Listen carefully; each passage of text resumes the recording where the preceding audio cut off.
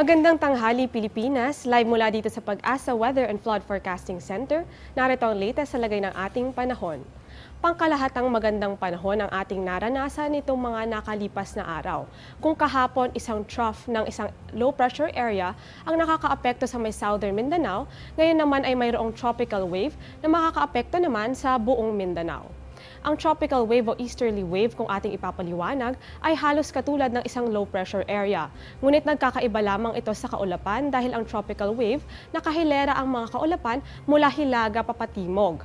Katulad naman ng low pressure area, ang tropical wave ay gumagalaw mula silangan papakanluran na may dala ring mga pag-ulan, pagkidlat, pagkulog sa mga apektadong lugar.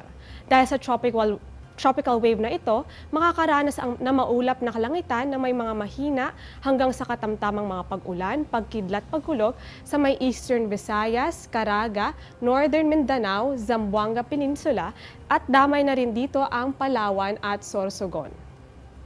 Bahagya hanggang sa maulap na kalangitan naman na may pulo-pulong mga pag-ulan, pagkidlat, pagkulog ang mararanasan dito sa may Metro Manila at sa natitirang bahagi ng bansa.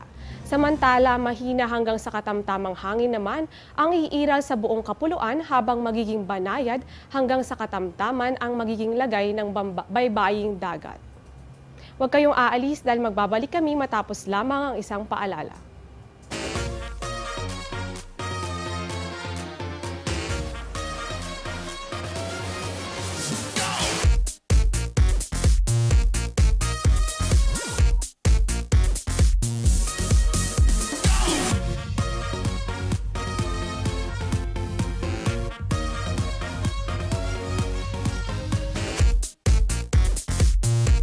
Download the Zalora app for your epic night out. Browse the app free with smart free internet.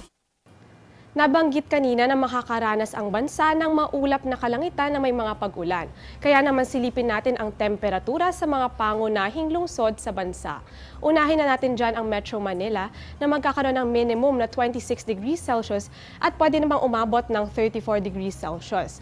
Pagdating naman sa Metro Cebu, ang temperatura ay nasa pagitan ng 26 to 33 degrees Celsius. Sa Metro Davao naman, ang temperatura ay maglalaro mula 25 to 32 degrees Celsius. May kainitan ang mararanasan ng mga residente sa mga nasabing lugar. Kaya naman laging dalhin ang inyong mga panangga sa init at ang inyong mga tubig. At yan muna ang latest. Ito ang Panahon TV kung saan walang pinipiling panahon ang pagbibigay impormasyon. Ako po si Desa Lutopem. Magandang tanghali po sa inyong lahat.